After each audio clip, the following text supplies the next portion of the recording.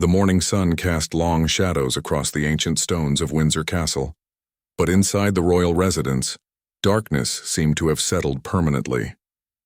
Prince William stood at the tall window of his private study, watching the gardeners tend to Kate's beloved rose garden below. His shoulders, usually held with the confident posture befitting a future king, now sagged under an invisible weight that had been growing heavier with each passing day. It had been 3 weeks since the doctors delivered the news that changed everything. 3 weeks since Kate had quietly taken his hand in the sterile hospital room and whispered that they would face this together, just as they had faced everything else in their remarkable journey from university sweethearts to the most beloved royal couple of their generation. The diagnosis was aggressive and unforgiving. The medical team, led by the finest specialists in the United Kingdom, had presented their options with professional compassion, but William could see the truth in their eyes. Time was not on their side. The woman who had brought such warmth and modernism to the monarchy, who had seamlessly transitioned from a middle-class girl from Berkshire to the Princess of Wales, was facing the greatest battle of her life. Kate had insisted on maintaining her royal duties for as long as possible. She attended charity events with her radiant smile intact, visited children's hospitals with the same genuine warmth that had always defined her public persona, and continued her work with mental health initiatives. To the outside world, everything appeared normal. The royal family's public relations team worked tirelessly to maintain the facade, scheduling engagements and releasing carefully crafted statements about the princess's continued commitment to her causes. But behind the palace walls, reality was starkly different. William watched his wife struggle with treatments that left her exhausted and weak, though she never complained. She would spend hours playing with their 3 children, George, Charlotte, and Louis, determined to create as many precious memories as possible. The sound of their laughter echoing through the corridors became both a blessing and a heartbreak for William, who knew how desperately Kate was fighting to be present for every moment. The children, especially George, had begun to notice subtle changes. Their mother's energy wasn't the same, and sometimes she needed to rest more than usual. Kate and William had long discussions about how much to tell them, ultimately deciding on age-appropriate honesty. George, being the eldest and heir to the throne after his father, seemed to understand more than his younger siblings, often staying close to his mother and offering to help with small tasks. The palace staff, many of whom had served the royal family for decades, moved through their daily routines with heavy hearts. Kate had always been different from other royals they had served.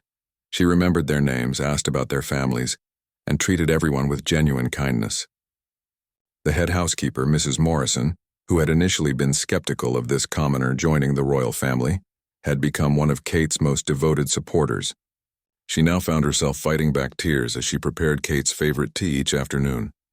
King Charles, despite his own recent health challenges, had become a pillar of strength for his son and daughter-in-law. He spent long hours with William, sharing the wisdom that comes from carrying the weight of the crown and understanding the unique pressures of royal life. The king had grown particularly fond of Kate, appreciating how she had brought stability and happiness to his often troubled son. He made it clear that whatever Kate needed, the full resources of the royal family would be at her disposal. The media had begun to speculate about Kate's reduced public appearances, but the palace's communications team expertly deflected inquiries with mentions of private royal duties and family time. William knew this delicate balance couldn't last forever. The British press, despite their general affection for Kate, would eventually uncover the truth. The thought of their private struggle becoming public spectacle added another layer of stress to an already overwhelming situation. Late at night, when the children were asleep and the palace fell into its hushed evening routine, William and Kate would lie in bed talking about everything and nothing. They reminisced about their courtship at St. Andrew's University, their secret dates at remote pubs where they could pretend to be normal young people in love. They talked about their wedding day, when the entire world watched them promise to love each other for better or worse, in sickness and in health. Neither had imagined their vows would be tested so severely so soon. Kate often worried about the future of the monarchy without her guidance in modernizing the institution. She had worked tirelessly to make the royal family more accessible and relatable to ordinary people. Her casual parenting style, her willingness to shop at high street stores, and her genuine connection with people from all walks of life had helped bridge the gap between the ancient institution and contemporary Britain. The thought of leaving this work unfinished troubled her deeply. The couple found solace in small private moments. Weekend mornings at their country home, Anmer Hall, became sacred time. They would walk through the Norfolk countryside with their children and their beloved spaniel Orla, creating a bubble of normalcy away from the protocol and ceremony of royal life. These walks became increasingly precious as Kate's strength began to wane, each step a defiant act against the disease that threatened to steal their future together. William had always been protective of his family's privacy, a trait inherited from his mother's tragic experience with media intrusion. Now that protective instinct intensified tenfold. He worked closely with security teams to ensure their children could continue their education and activities without disruption, maintaining the semblance of normal childhood that he and Kate had always prioritized. The irony wasn't lost on either of them, that after years of managing their public image and carefully controlling their narrative, they now faced something that couldn't be managed or controlled. Kate's illness was indifferent to royal protocol, immune to the influence and resources that came with their position. It was perhaps the most humbling experience of their privileged lives. As autumn approached, the golden leaves in the palace gardens served as a poignant reminder that seasons change and nothing remains constant forever. William found himself memorizing every detail of Kate's face, every inflection in her voice, every gesture that had become so familiar over their years together. He was already grieving, even as he maintained hope, preparing for a goodbye that would break not just his heart, but the hearts of millions who had watched their love story unfold on the world stage. The whispers started in the servants' quarters before dawn. Mrs. Morrison had noticed Kate hadn't touched her breakfast tray, and the lady-in-waiting who helped her dress each morning reported that the princess had needed to sit down several times during their usual routine. The careful choreography of royal life, maintained for decades through tradition and protocol, was beginning to show cracks as Kate's condition quietly worsened. Dr. Sarah Matthews, Kate's primary physician and one of the few people outside the immediate family who knew the full extent of her diagnosis, arrived at the palace earlier than usual. Her discreet visits had become more frequent, and staff members who had once barely noticed the doctor's presence now watched anxiously whenever her car pulled through the palace gates. The medical team had been clear from the beginning that they were buying time, not creating miracles. But even they seemed surprised by how quickly things were progressing. In the nursery wing, Nanny Maria was working overtime to maintain normalcy for George, Charlotte, and Louis. The children's routines remained unchanged. Breakfast at 8, lessons with their tutors, playtime in the garden, and bedtime stories read by their parents when possible. But children are remarkably perceptive, and even 5-year-old Louis had begun asking why Mummy needed so many rest times during the day. Charlotte, with the emotional intelligence that often surprised adults, had become increasingly protective of her mother. She would quietly slip into Kate's room during afternoon rest periods, curling up beside her and sharing stories about her day. These moments became precious beyond measure for Kate, who cherished her daughter's intuitive understanding that time together was becoming more valuable than any royal engagement or state dinner. George, at 10 years old and already aware of his future role as king, struggled with emotions he couldn't fully understand. His father had begun taking him on longer walks around the palace grounds, conversations that mixed discussions about royal duty with age-appropriate explanations about illness and the importance of family. William found himself drawing on memories of how his own father had guided him through his mother's death, trying to provide the stability and honesty he wished he had received at that age. The palace's private secretary, Sir James Fletcher, faced an increasingly difficult balancing act. The official calendar needed to be adjusted without raising suspicions. Explanations had to be crafted for Kate's absence from scheduled events, and contingency plans needed to be developed for various scenarios that no one wanted to discuss openly. His decades of service to the royal family had prepared him for many challenges, but nothing quite like this. Behind closed doors, heated discussions took place about when and how to inform the public. The palace's communication strategy had always favored controlled disclosure, but Kate's illness couldn't be hidden indefinitely. The British people had a deep affection for their princess, and they deserved to know the truth. Yet premature disclosure could turn Kate's final months into a media circus, destroying the privacy and dignity she desperately needed. Kate herself surprised everyone by insisting on recording several video messages for her children's future milestones. Working with a trusted documentary filmmaker who had captured many private royal moments over the years, she spent emotional afternoons creating recordings for birthdays, graduations, and wedding days she might not live to see. The sessions were difficult for everyone involved, but Kate approached them with the same grace and determination that had defined her public life. The international implications of Kate's illness began to surface as well. As one of the most popular members of the royal family globally, her potential death would send shockwaves through the Commonwealth realms and beyond. Diplomatic protocols needed to be reviewed, state visits might require rescheduling, and the palace had to prepare for an unprecedented level of international attention and sympathy. William found himself caught between his roles as husband, father, and future king. His natural instinct was to retreat from public life entirely, to spend every possible moment with Kate and their children. But the monarchy doesn't pause for personal tragedy, and he struggled to maintain his official duties while being present for his family's crisis. Late-night conversations with his father provided some guidance, but ultimately William had to navigate this unprecedented situation largely on his own. The medical team continued their efforts, but the aggressive nature of Kate's condition meant that each day brought new challenges. Experimental treatments were discussed and sometimes attempted, but always with the understanding that quality of life remained the priority. Kate had made it clear that she wanted to remain as active and present as possible for her family, even if it meant accepting certain medical realities. The staff's devotion to Kate became even more apparent during this period. Gardeners worked extra hours to ensure her favorite flowers were always blooming outside her windows. The kitchen staff learned to prepare foods that might tempt her diminished appetite. Even the usually formal household officials found themselves going beyond their normal duties to bring small comforts to the woman who had brought such warmth to their workplace. Religious leaders from the Church of England began making discreet visits to the palace. Kate's faith had always been private but genuine, and she found comfort in conversations about meaning, legacy, and the eternal. These discussions helped her process the reality of her situation while maintaining hope and finding peace with circumstances beyond her control. The irony of Kate's situation wasn't lost on those close to her. Here was a woman who had spent years promoting mental health awareness, encouraging others to seek help and speak openly about their struggles, now facing the ultimate test of her own emotional resilience. Her grace under pressure became an inspiration to the palace staff and family members who witnessed her daily courage.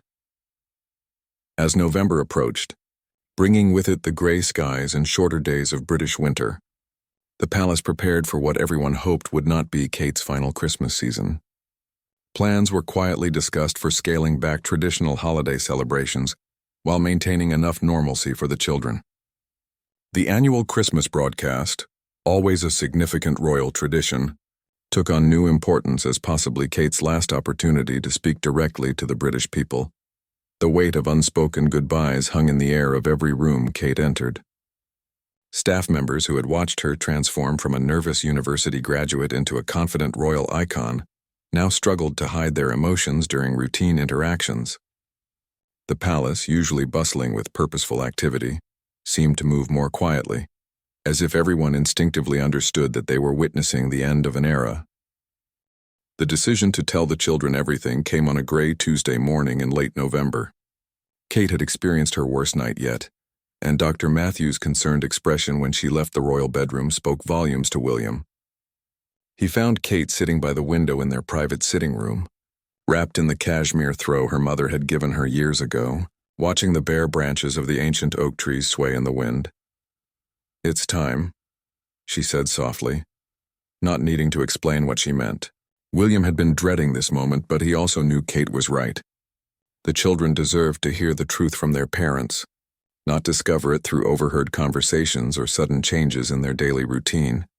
They gathered the children in the family room that afternoon, the same cozy space where they had shared countless bedtime stories and family game nights. George sat closest to his mother, his young face already showing the serious expression that reminded everyone of his future role. Charlotte curled up on Kate's other side, while Louis climbed into his father's lap, still young enough to be more interested in the biscuits on the coffee table than the gravity of the moment. Kate's voice remained steady as she explained that she was very sick, that the doctors were doing everything they could, but that she might not get better. She used simple words that Louis could understand while making sure George and Charlotte grasped the full meaning. The silence that followed was deafening, broken only by Charlotte's quiet sobs and George's whispered question about whether this was like when great-granny Diana had gone to heaven. William's heart shattered as he watched his children process the unthinkable. George, trying to be brave like the future king he was destined to become, asked if there was anything he could do to help make Mummy better. Charlotte wanted to know if she could give Mummy her own health, while Louis simply climbed from his father's lap to his mother's arms, not fully understanding but sensing that extra cuddles were needed. That evening, after the children had finally fallen asleep following hours of questions, tears, and reassurances, Kate and William sat in their bedroom and faced the reality that there would be no more pretending, no more hope for miraculous recoveries. The conversations that followed were the most difficult of their marriage, as they discussed practical matters no couple should have to address: how to help the children grieve, what kind of future William would build without her, and how to preserve her memory within the royal family. Kate had already begun writing letters to each of her children, personal messages they would receive on important future dates. She wrote about her hopes for their lives, advice for challenges they might face, and reminders of how deeply loved they were. These letters, stored in a special box in William's study, became her most precious legacy, more valuable than any royal jewel or ceremonial treasure. The palace staff, many of whom had become like extended family to Kate, struggled with their own grief while trying to maintain professional composure. Mrs. Morrison found herself crying into Kate's morning tea service, while the gardeners worked with extra care on the greenhouse where Kate liked to sit when the weather turned cold. Everyone understood they were not just serving a royal, but caring for a beloved friend during her final weeks. King Charles visited more frequently now, sometimes bringing Queen Camilla for quiet family dinners that felt more like normal grandparent visits than royal occasions. Charles had developed a special bond with Kate over the years, appreciating her dedication to modernizing the monarchy and her unwavering support of William. He often spent time alone with her, sharing stories about his own challenges and expressing gratitude for the happiness she had brought to his son's life. The medical team adjusted their approach from aggressive treatment to comfort care, focusing on pain management and maintaining Kate's quality of life. Dr. Matthews became not just a physician but a trusted confidant, helping Kate navigate the emotional aspects of her diagnosis, while ensuring she remained as comfortable as possible during family time. Kate insisted on participating in the Christmas preparations, even if only from her wheelchair on days when walking became too difficult. She directed the decoration of the family Christmas tree with the same attention to detail she had always shown, making sure each child's favorite ornaments had special placement. The annual Christmas card photo session required multiple takes as Kate's energy came in brief waves, but the resulting image captured a family determined to find joy, despite their circumstances. William found himself becoming both mother and father to their children, learning skills that Kate had always handled naturally. He struggled with Charlotte's intricate hairstyles and Louis's bedtime routine, but the children's patience with their father's efforts became touching moments of family bonding. George stepped up as well, helping his younger siblings and showing maturity beyond his years. The outside world remained largely unaware of the drama unfolding within the palace walls. Royal engagements continued with other family members filling in for Kate's scheduled appearances. The official explanation of a minor health concern requiring rest satisfied most public curiosity, though some tabloids began speculating about everything from pregnancy to mental health issues. Kate's parents, Michael and Carol Middleton, became constant presences at the palace. Carol's practical, no-nonsense approach to caring for her daughter provided emotional support that complemented the royal household's more formal structure.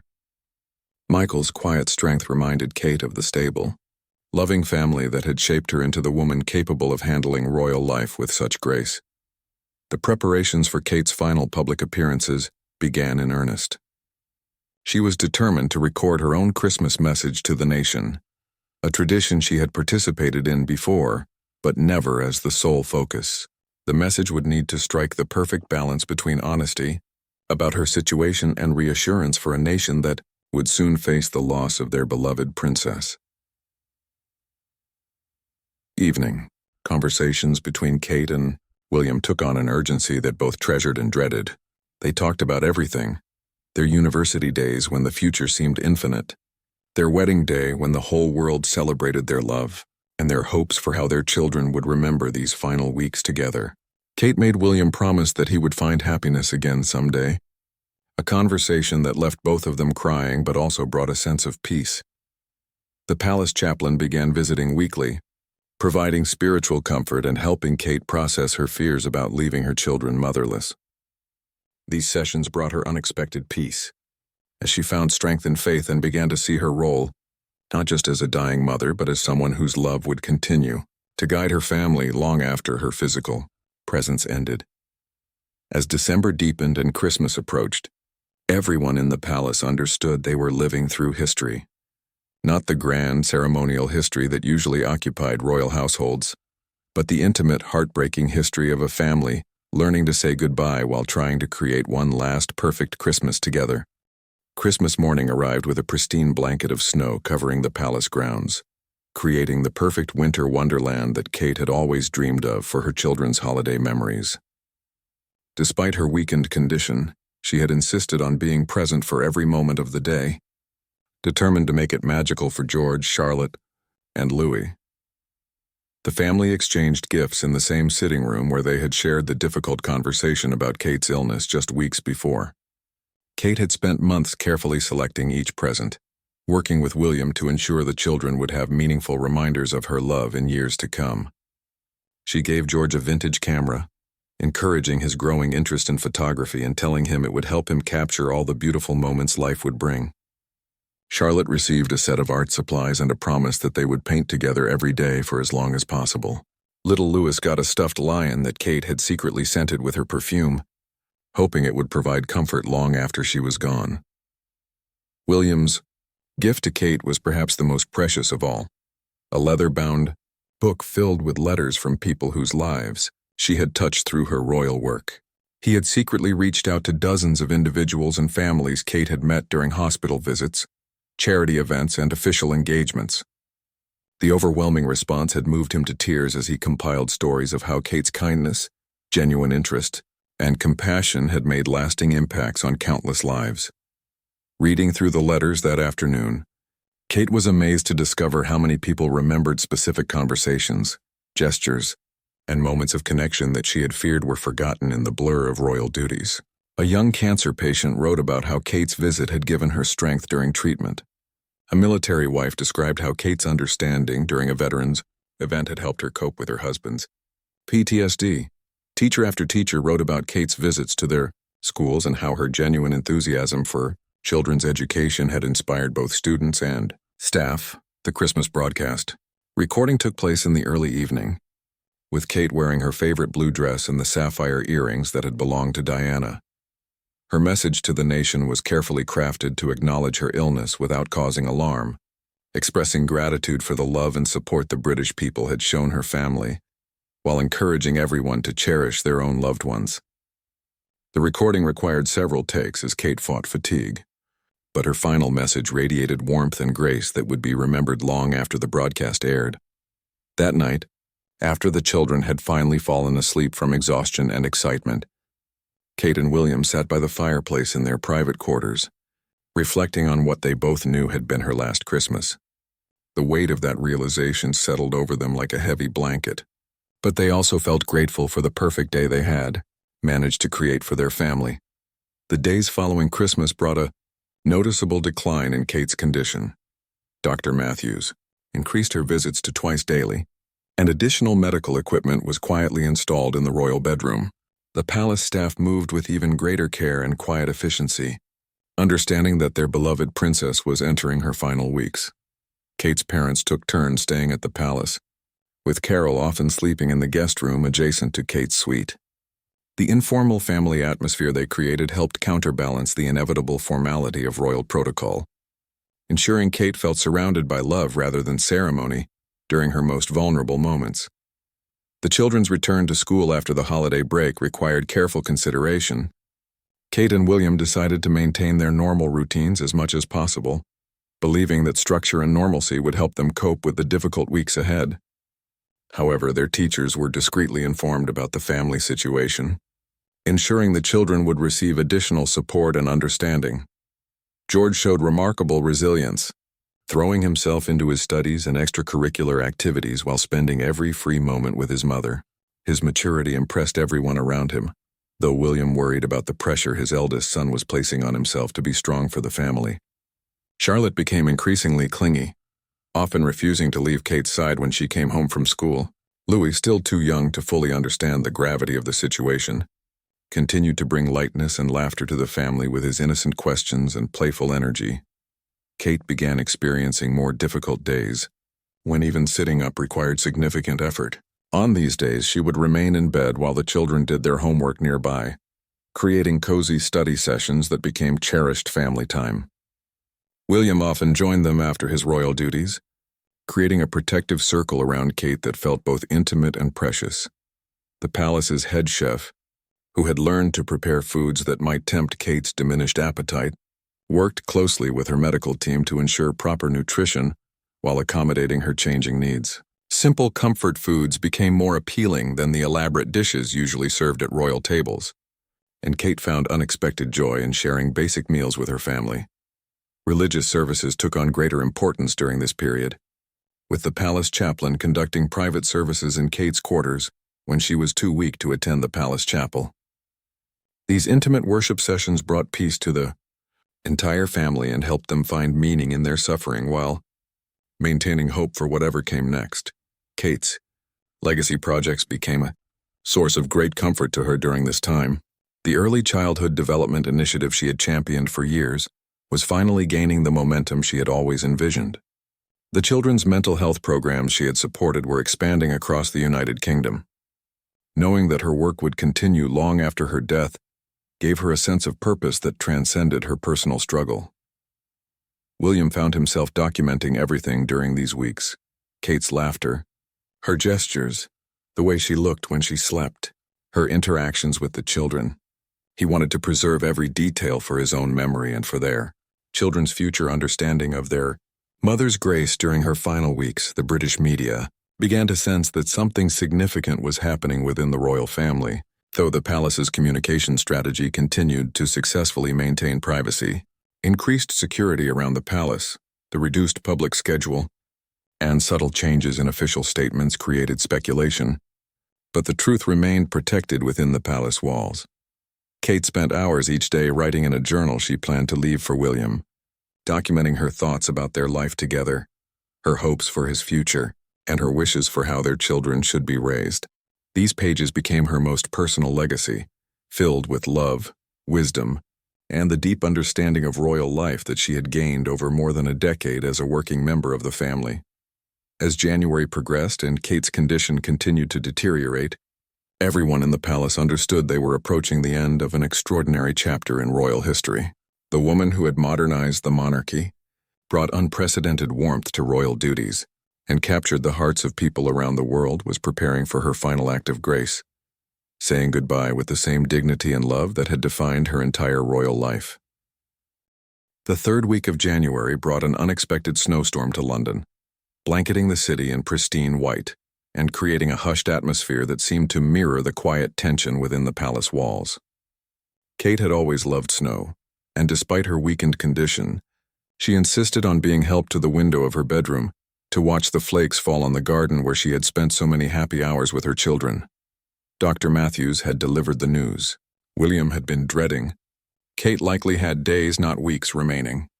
The conversation took place in William's study while Kate napped, and the weight of those words seemed to crush the air from his lungs. He had known this moment would come, had tried to prepare himself mentally and emotionally, but nothing could truly ready someone for the reality that their life partner was slipping away. The decision was made to keep the children home from school, though they weren't told the specific reason why. Instead, Kate and William explained that Mummy was having some very difficult days and they wanted to spend extra time together as a family. The children seemed to understand intuitively that something significant was happening, and they approached their mother with a gentleness that broke William's heart. Kate's sister Pippa arrived at the palace, along with her brother James, creating a protective circle of family around her during these final days. The Middleton family's presence brought a sense of normalcy to the surreal situation, as they shared stories, looked through old photographs, and reminded Kate of all the joy she had brought to everyone who knew her. The palace staff had begun their own quiet process of saying goodbye. Mrs. Morrison brought Kate her morning tea with extra care, often lingering longer than necessary to ensure she was comfortable. The gardeners worked overtime to create small indoor arrangements from the greenhouse, filling Kate's room with the sense of her favorite flowers. Even the usually formal household officials found ways to express their affection and gratitude for the woman who had treated them all with such kindness and respecting. Charles spent long hours at Kate's bedside, sometimes reading aloud from her favorite books, other times simply holding her hand in comfortable silence. His own recent health struggles had given him a deeper understanding of mortality, and he treasured these final conversations with the daughter-in-law who had brought such stability and happiness to his family. He assured her that William and the children would always have his complete support, and that her legacy within the royal family would be honored and protected. Kate's final project became writing individual letters to her children for their wedding days. Despite her exhaustion, she was determined to share her hopes and dreams for their futures, to offer motherly advice for the adult decisions they would someday face, and to ensure they understood how proud she was to be their mother. These letters, written in her increasingly shaky handwriting, became precious documents that would be treasured by the family for generations. The conversations between Kate and William during these final days were both heartbreaking and beautiful. They talked about their entire relationship, from their nervous first meeting at university to this devastating goodbye. Kate made William promise that he would find love again someday, that he wouldn't spend his life grieving but would honor their love by remaining open to happiness. She also made him promise to tell their children stories about their life together, to help them remember not just the sadness of losing her, but the joy of having had her as their mother. Charlotte seemed to sense most acutely that time was running short. She began sleeping in her parents' room, curled up in a chair beside her mother's bed, determined not to miss any moment of their remaining time together. Her artistic nature led her to create dozens of drawings for her mother, pictures of their family, their pets, their favorite places, which Kate treasured more than any royal portrait ever painted. George struggled with the approaching loss in a different way, often asking his father detailed questions about what would happen after his mother died. His inquiries about funeral arrangements, the succession, and how their family would function without Kate showed a maturity that no 10-year-old should need to possess. William answered honestly but gently, helping his son understand that while their lives would change dramatically, their love for Kate and her love for them would never diminish. Louis, at 5 years old, brought lightness to the heavy atmosphere with his innocent chatter and endless energy. He would climb into bed with his mother and share every detail of his day, from breakfast to playtime to the stories Nanny Maria read at bedtime. Kate cherished these moments, knowing that Louis's memories of her would be fewer than his siblings, but grateful that his youth would also protect him from the full weight of the tragedy. The palace chaplain conducted daily prayers in Kate's room, creating a spiritual atmosphere that brought comfort to the entire family. Kate found peace in these moments of reflection and prayer, feeling connected to something larger than her physical suffering. The chaplain also helped the family process their grief while maintaining hope for reunion in whatever comes after earthly life. Kate's final public act was recording a brief video message for the charitable organizations she had supported throughout her royal career. Too weak to sit for long, she delivered her words from bed, thanking the countless volunteers and staff members who had worked alongside her to make a difference in people's lives. She emphasized that the work must continue, that the causes she had championed still needed support and attention long after she was gone. The medical team had made her as comfortable as possible, focusing entirely on pain management and ensuring she could remain alert and present for her family. Dr. Matthews marveled at Kate's grace and strength, telling William privately that she had never seen anyone face terminal illness with such dignity and concern for others, rather than themselves.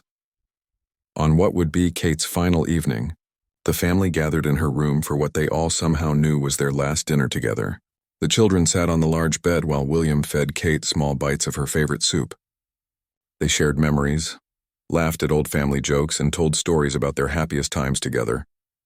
The love in that room was palpable, creating a cocoon of warmth against the cold January night outside. As the children were finally convinced to go to their rooms for the night, each one hugged their mother with the intensity of those who understand goodbye. Kate whispered individual messages to each child, reminders of her love, promises to watch over them, and encouragement to live full, happy lives. The goodbye with each child was devastating and beautiful, filled with more love than most people experience in a lifetime. That night, as William held Kate's hand while she slept, he reflected on the extraordinary woman he had been privileged to love and lose. Tomorrow would bring unimaginable grief, but tonight there was still time to simply be grateful for the miracle of having shared a life with someone so remarkable. Dawn broke gray and silent over the palace on what would become the most significant day in recent royal history. William had not slept, instead spending the night watching Kate breathe, memorizing every detail of her peaceful face, and preparing himself for the goodbye he had hoped would never come. Dr. Matthews had arrived in the early hours, conducting a quiet examination that confirmed what everyone already knew. This would be Kate's final day. The children were allowed to spend the morning with their mother, though they weren't told explicitly what was happening. Kate seemed to rally slightly in their presence, smiling at Louis's chatter about his toy soldiers, listening to Charlotte describe the picture she was drawing, and holding George's hand as he read aloud from one of her favorite books. These precious hours became a final gift to the family, allowing Kate to say goodbye to each child in her own way. As the day progressed, Kate's breathing became more labored, and Dr. Matthews quietly suggested that extended family members who wanted to say goodbye should do so soon.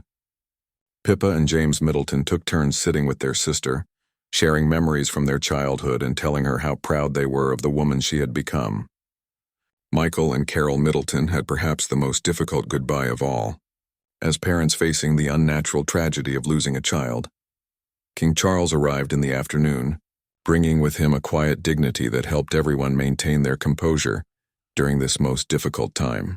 He spent nearly an hour alone with Kate, expressing his gratitude for the joy she had brought to his family, and his admiration for her strength during her illness. When he emerged from her room, tears in his eyes, he embraced William with the fierce love of a father watching his son face unimaginable loss. The palace staff had begun their own process of saying final goodbyes throughout the day. Mrs. Morrison brought Kate her favorite afternoon tea service one last time, though Kate was too weak to drink more than a few sips. The head gardener brought a single perfect rose from the greenhouse, placing it on her bedside table where its fragrance filled the room. Each staff member who entered Kate's room carried with them years of memories and deep affection for the woman who had transformed their workplace with her warmth and genuine kindness. As evening approached, Kate asked to see each of her children individually for one final private moment. Charlotte went first, curling up beside her mother as they had done so many times before.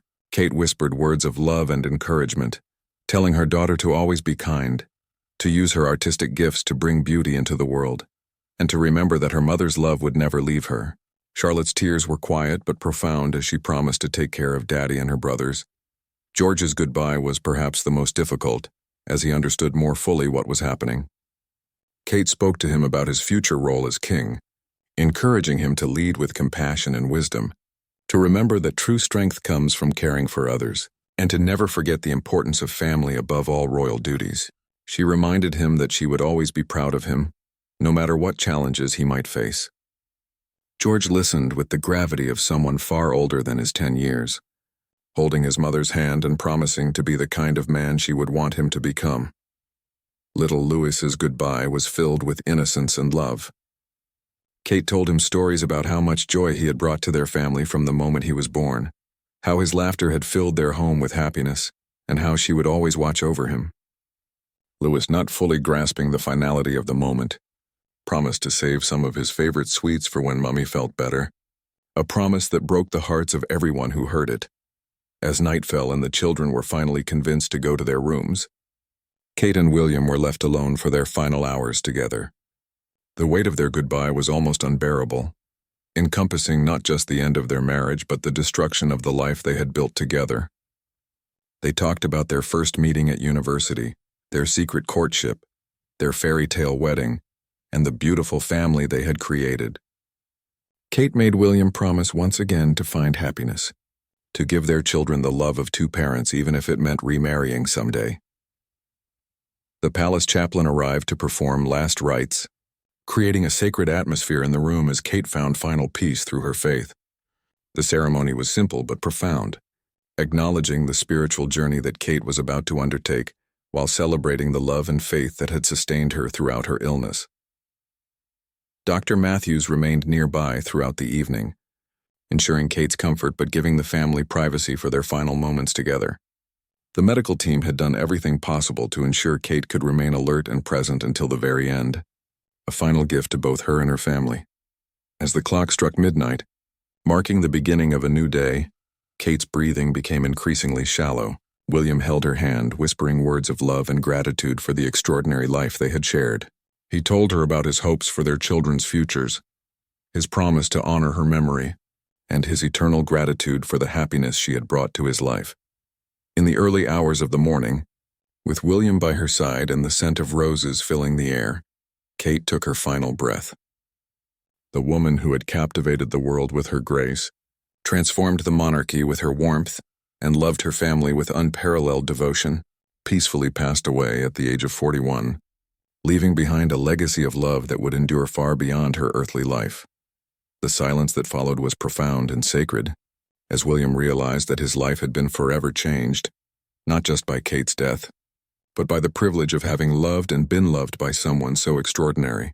The palace, which had been Kate's home for over a decade, seemed to mourn along with the family, its ancient walls bearing witness to both the greatest love story of the modern monarchy and its most heartbreaking conclusion. The immediate hours after Kate's passing were filled with the necessary but painful protocols that accompany royal death. Dr. Matthews officially pronounced the time of death. Palace officials began implementing carefully prepared plans, and the machinery of state began its response to the loss of one of its most beloved members. But for William and his children, these practical matters seemed distant and surreal compared to the overwhelming reality that Kate was gone.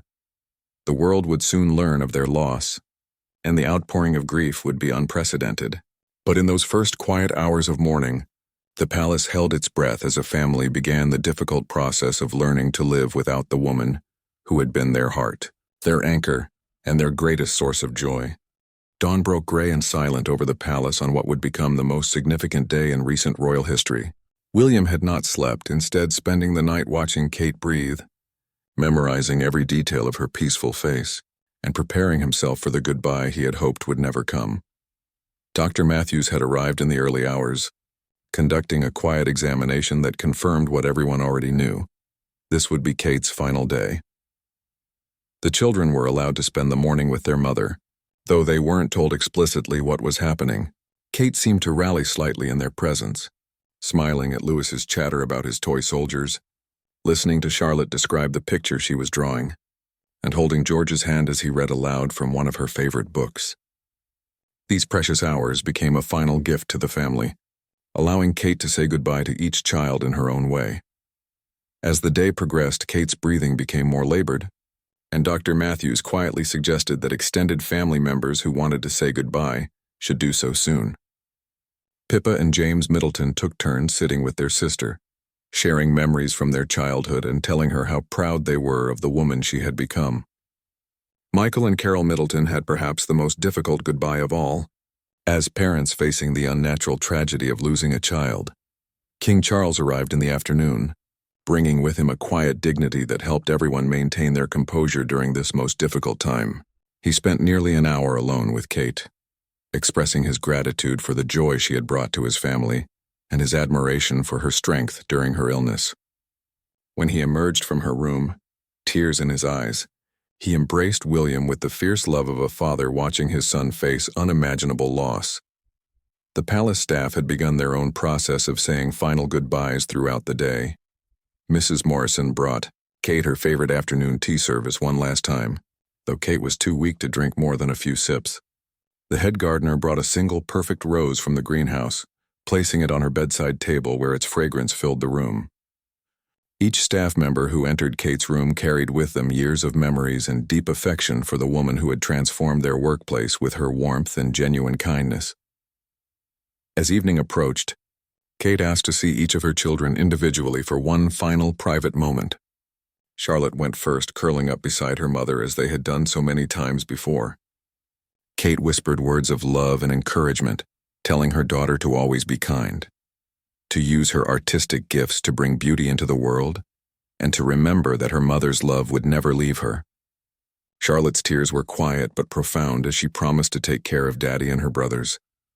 George's goodbye was perhaps the most difficult, as he understood more fully what was happening. Kate spoke to him about his future role as king, encouraging him to lead with compassion and wisdom, to remember that true strength comes from caring for others, and to never forget the importance of family above all royal duties. She reminded him that she would always be proud of him, no matter what challenges he might face. George listened with the gravity of someone far older than his 10 years, holding his mother's hand and promising to be the kind of man she would want him to become. Little Louis's goodbye was filled with innocence and love. Kate told him stories about how much joy he had brought to their family from the moment he was born, how his laughter had filled their home with happiness, and how she would always watch over him. Louis, not fully grasping the finality of the moment, promised to save some of his favorite sweets for when Mummy felt better, a promise that broke the hearts of everyone who heard it.